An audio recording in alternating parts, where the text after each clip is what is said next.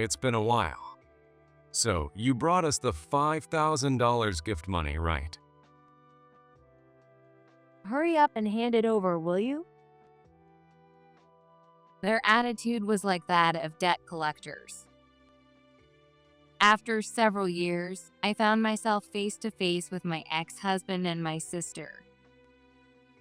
My ex-husband had married my sister right after we got divorced. Now, they were demanding $5,000 as a gift for the birth of their baby. My fiancé, who came with me, handed my ex-husband a noticeably thin envelope meant for the gift money. The moment my ex-husband saw the contents of the envelope and my fiancé, the color drained from his face, turning him pale as a ghost. Don't come any closer. He said this while trembling and tried to cling to my legs. I brushed off the pitiful man and spoke from a place even deeper than the bottom of my stomach. Don't think for a second that there's any salvation for you. With that, I walked away with dignity. My name is Sarah. I'm just an ordinary housewife, living with my adorable newborn daughter and my loving husband. We can build a happy home together as a family of 3. That was what I believed, until everything changed. Not long after, I found myself in a daze, signing the divorce papers. The reason? My husband's affair. And before I had time to process the situation or heal my heart, my husband had already remarried his affair partner. That partner was my own blood-related younger sister. Fleeing from the harsh reality, I returned to my parents' house, holding my newborn daughter in my arms. When my mom saw my pale face, almost as if I were a ghost, she instantly realized the gravity of the situation and rushed to my side. Was it relief, despair, or hatred that overtook me? The moment I saw my mom, I collapsed to my knees, still holding my daughter. As my parents gently asked me what had happened, I couldn't even muster the energy to choose my words carefully. I shared the raw events that had unfolded just hours earlier. Jacob was having an affair with Chloe, and I had no idea, even though we have a newborn daughter. Every time I let the words spill out, it felt like my heart was being torn apart. By the time I finished telling the story, I realized I was crying. It hurt. It was painful. It was unbearable. Those emotions surged inside me. My mom silently held me, while my dad decided to cut all ties with Chloe and Jacob. Chloe and I are sisters, just a year apart. Jacob was my childhood friend from elementary to middle school, and we had plenty in common. We even played volleyball together. When Chloe joined the volleyball team a year after I did, she naturally grew close to Jacob. Before long, the 3 of us started walking home from school together, and I enjoyed fulfilling days of youth, serving as the captain of the team and dedicating myself to my studies. But one day, the dynamic among the 3 of us changed. Jacob confessed his feelings to me. Actually, I've liked you for a while. Will you go out with me? Yes, I'd love to. I liked him too, so I was overjoyed. When I told Chloe that Jacob and I had become a couple, her eyes lit up as she congratulated me, saying, "That's amazing. Congratulations." Jacob and I continued progressing smoothly through life, moving on to college and eventually graduating. After starting our careers, we got married, and I became pregnant with Jacob's baby. Due to Jacob's frequent business trips, I decided to give birth at the hospital near my parents' house to avoid causing him any inconvenience. Since my parents' home was quite far from the house Jacob and I shared, I understood that it would be difficult for him to visit often. In the end, Jacob wasn't there for the birth. He was away on a business trip, and I went through labor alone. I told myself it couldn't be helped because of his busy schedule, and finally, the day of my discharge arrived. Eager to show him our beautiful daughter's face, I quickly packed my things and headed back to the home we shared. I'm sure Jacob will adore her, seeing how much she looks like us. I'd better make sure he doesn't spoil her so much that she starts finding him annoying. I couldn't help but smile to myself, letting my imagination run wild during the ride back. When I got off at the nearest bus stop, a brightly lit billboard caught my eye in the dark of night. Oh, that's right, this area is known for its row of motels. A world that had nothing to do with me. I gently stroked my daughter's cheek as I held her in my arms and started to head home again. Wait! Someone I knew well came into view. They weren't supposed to be here. There was no way I'd see them in a place like this. No matter how many times I tried to deny it, the person standing in front of me was undeniably Jacob, my husband. What shocked me even more was that the woman beside him was my sister, Chloe, and they were holding hands as they walked into a motel together. No way. My mind went completely blank, and I struggled to breathe. I kept repeating to myself that it couldn't be true, but the image of the two of them was burned into my memory. Even though I hadn't done anything wrong, I felt like I had seen something I shouldn't have. I quickly fled the scene and went back home.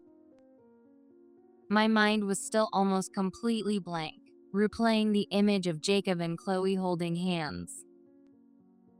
I questioned whether that area really was known for motels or if it was just a hallucination brought on by postpartum blues. But after considering all possibilities, I concluded, no, it was definitely Jacob and Chloe.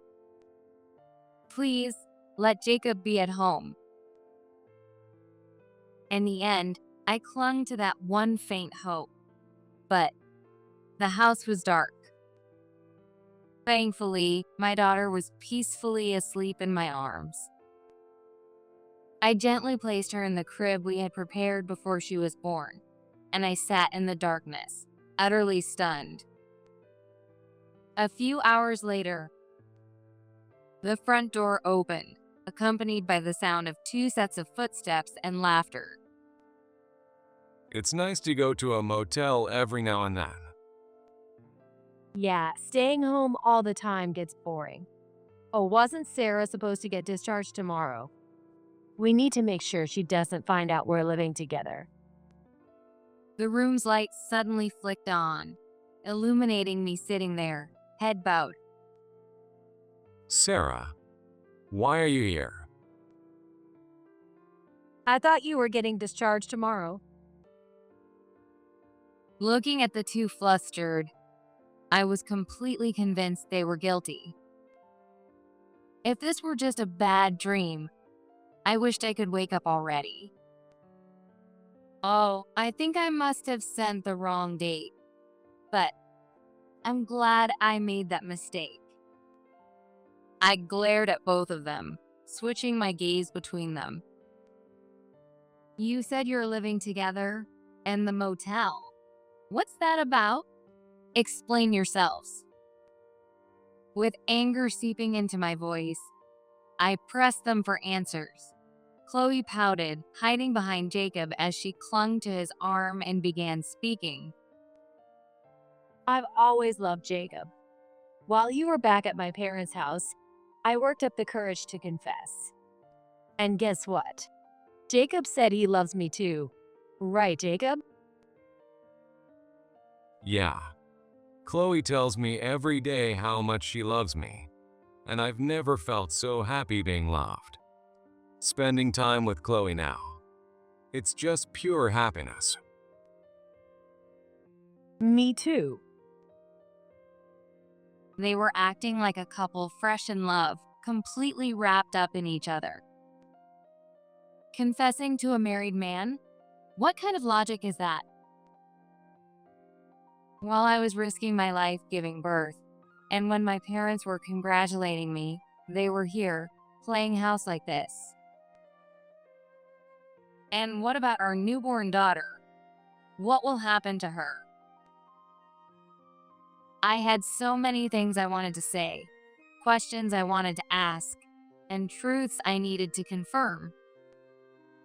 Even so, I realized it was pointless to say anything to these delusional people.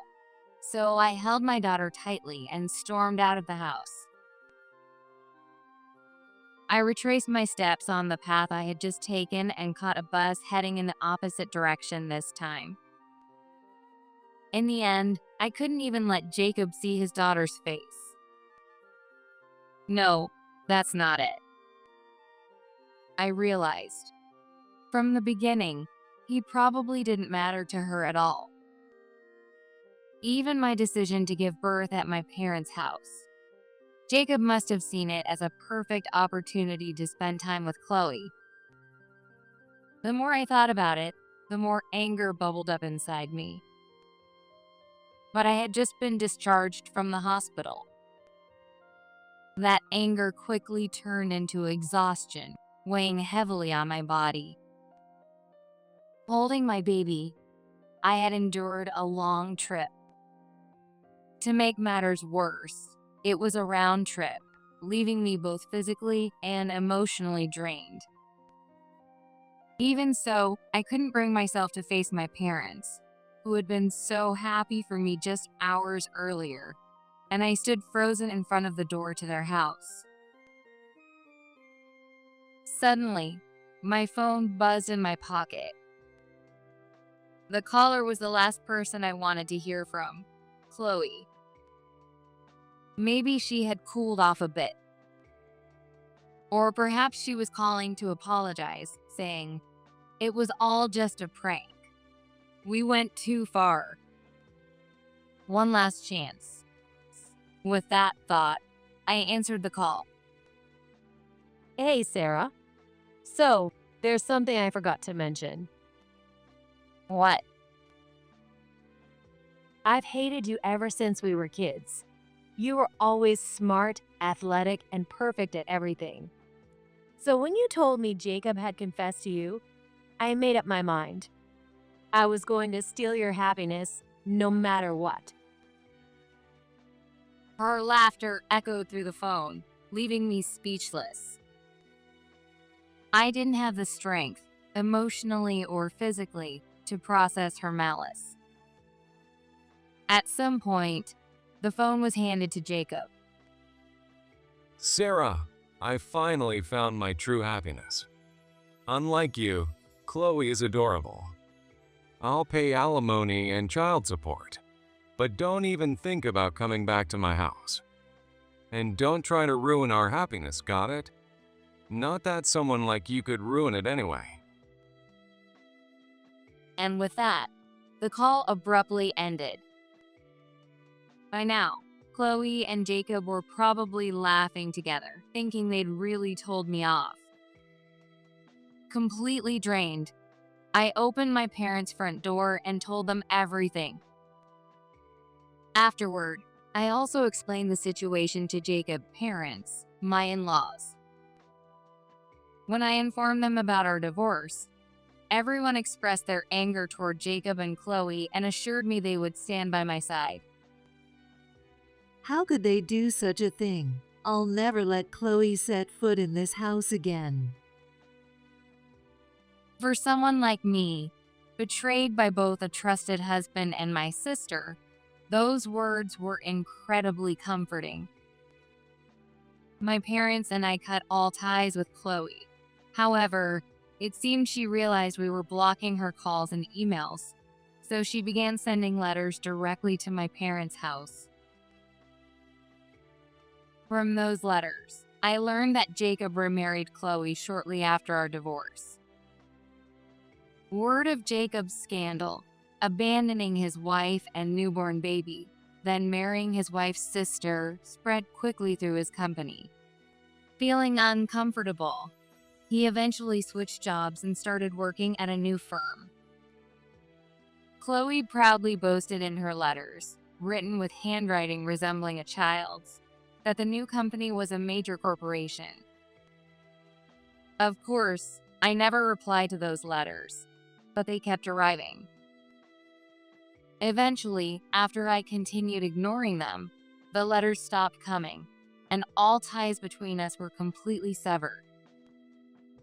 3 years later, with my parents' support, I've been working hard for my daughter's future. I've left those bad memories behind and am now in a relationship with Michael, a client who came to my office. We're currently living together, planning for a future as a family of 3 with my daughter. Of course, I've told Michael about my ex-husband, and he does his best to take care of my young daughter. So that's what you went through. What awful people. I'd never do anything like that. From now on, the 3 of us will be happy together. Michael, thank you so much. Every day, I'm filled with gratitude for meeting him, savoring the irreplaceable joy of a simple, happy life. That's when it happened. A call came to my phone from a number I didn't recognize. Was it someone from work? Without thinking much of it, I answered the call. Hello, is this Sarah?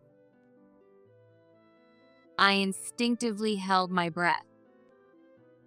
The voice on the other end belonged to Jacob, my ex-husband, with whom I had cut ties and heard nothing from in years. Finally, I got through.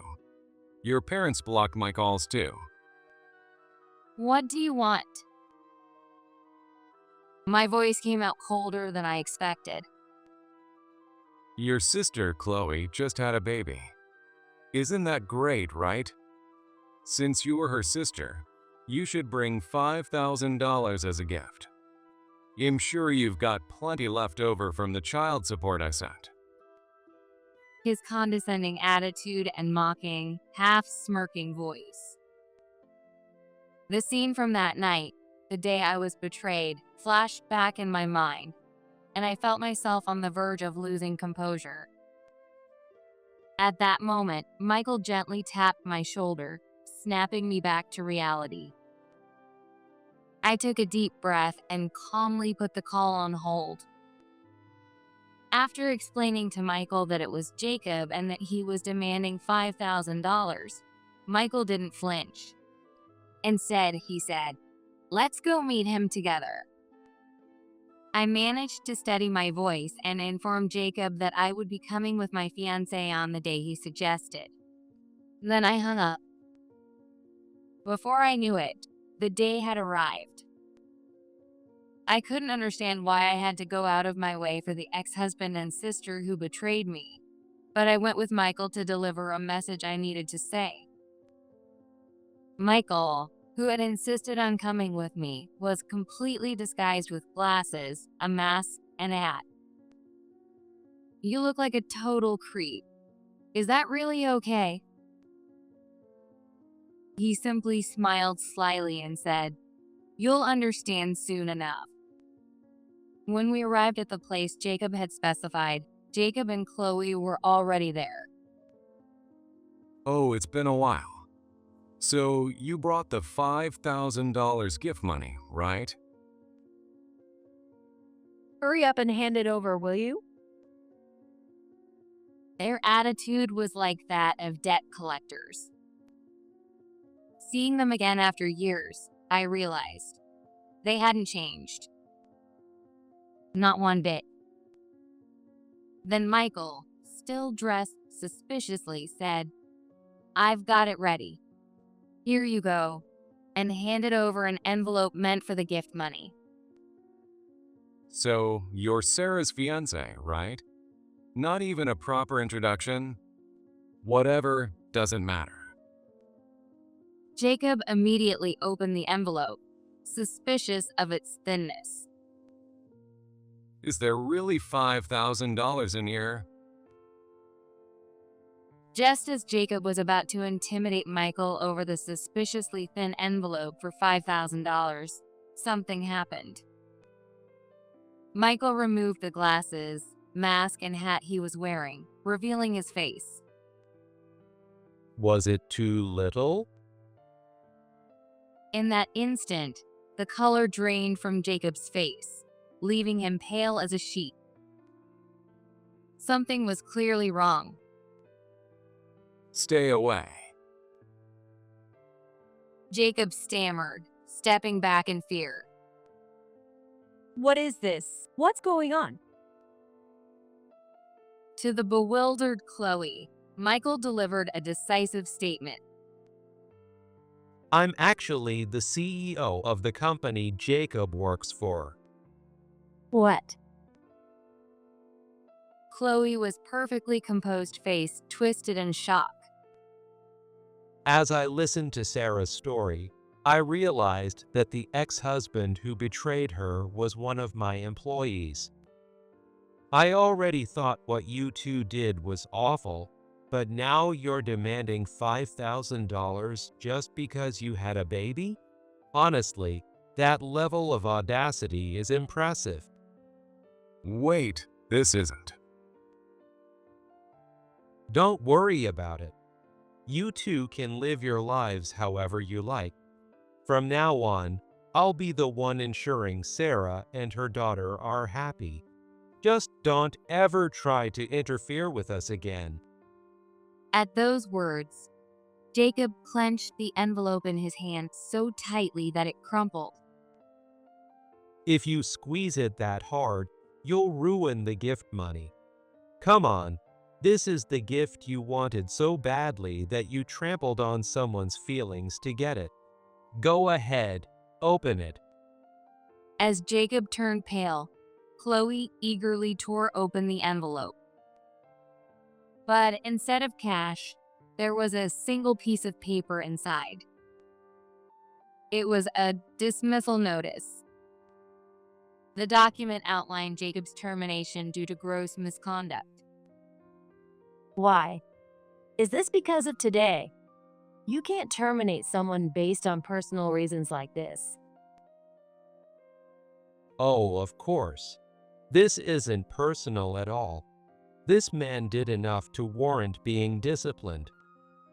What?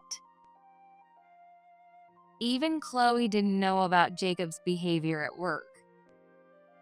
It turned out, he had been repeatedly harassing female employees. Several of them had already filed complaints, and depending on the circumstances, Jacob could even face arrest. Chloe's face twisted even more hideously. That's not true. I didn't harass anyone. I was just trying to communicate. Jacob stammered in a pitiful voice, but Michael pressed on mercilessly. That's not all. You also falsified your credentials to get hired at my company, didn't you? Damn it. No wonder things didn't add up. Your impressive resume and qualifications didn't match your childish behavior or poor performance. And worst of all, you had a terrible attitude toward clients as you did not understand their needs. Michael's company is an elite investment firm that only hires the best. The pay is excellent, and the benefits are top tier for those who can perform at that level. Jacob, however, had lied about his qualifications and managed to pass the aptitude test by sheer luck. but he couldn't keep up with the high standards, which is why he often struggled to work effectively with his colleagues. It wasn't uncommon for coworkers and even supervisors to approach Michael with complaints about Jacob. Unfortunately, I've known Jacob since elementary school. I know exactly what kind of qualifications and history he has, or rather, what he doesn't have. After Michael suspected that the problematic employee was my ex-husband, he asked me to confirm Jacob's background. It was discovered that everything Jacob claimed during his hiring process, the university he attended, his work experience, and his financial planner certifications, was a complete lie, and he had deceived the HR department to get the job. The damage Jacob caused to the company was significant. He tarnished the company's reputation, inconvenienced many employees, and sexually harassed female coworkers. For all these entirely legitimate reasons, he was fired.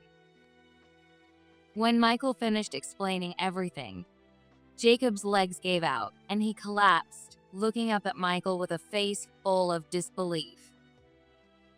You've got to be kidding me. I have a newborn baby at home. Jacob stammered, his face a mess of tears and snot as he sobbed pathetically. Come on, Sarah. You're a woman, and you understand how important a child is, don't you? We've known each other for so long. Please, talk to the CEO for me. Be quiet. Ouch.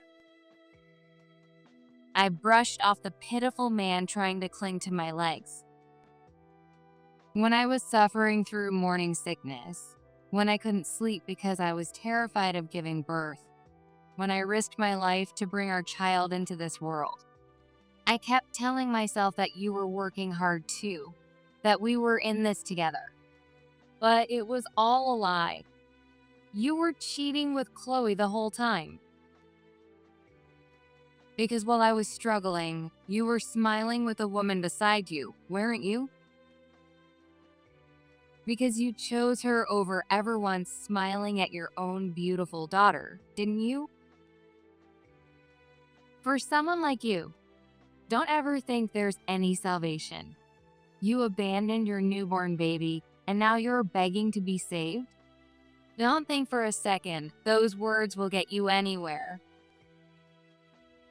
The voice that came out of me was deeper, from a place even further down than my stomach. Finally, I said it. The words I had suppressed for so long, I finally said them to this man. Michael gently placed a hand on my back. Through our lawyers, the company will be filing a claim to recover the damages you caused. The amount might end up being more than you can pay in a lifetime. Terrified by our anger, the two of them had completely lost the ability to speak. Finally, Michael handed over an envelope containing actual cash. According to company policy, a $1,000 gift is given for family births. Since this was issued before your termination, I'm giving it to you, but use it wisely. Even if they used it wisely, the amount was meaningless compared to the damages they were about to be charged for. I glanced at Chloe, who was trembling with anger but unable to respond, and Jacob, still groveling on the ground. I responded to Michael's words, "Let's go," and left the scene with a resolute demeanor. Not once did I look back. Later, Jacob was reportedly billed for damages totaling millions of dollars. He also divorced Chloe. As for me, I supported Michael's company, which had suffered minor losses because of Jacob, and eventually remarried. But it wasn't over yet. I realized this when one day, I received a call from Chloe. Hey, Sarah. Can we talk? Can we meet? She was sobbing uncontrollably on the phone, clearly distraught. She seemed distraught, but her message was incredibly simple. She claimed, "Jacob deceived me too. I was also a victim." Having cut ties with our parents, she said I was the only one she could turn to. She wanted to meet in person and asked me to at least hear her out. Michael looked at me with concern, but I firmly nodded back, saying, "I am okay." When I arrived at the cafe she had specified, I was greeted by Chloe, who was dressed in flashy clothing, completely unlike someone who had been sobbing over the phone. Hey, long time no see. How've you been? "What's this about?" "Well, you wouldn't have agreed to meet me otherwise, right?" she said with a light laugh. When I asked what was going on, Chloe's demeanor shifted completely, and she suddenly became meek, saying, "I'm sorry for all the trouble I've caused you." How many faces does this girl have? I could sense she was plotting something, though.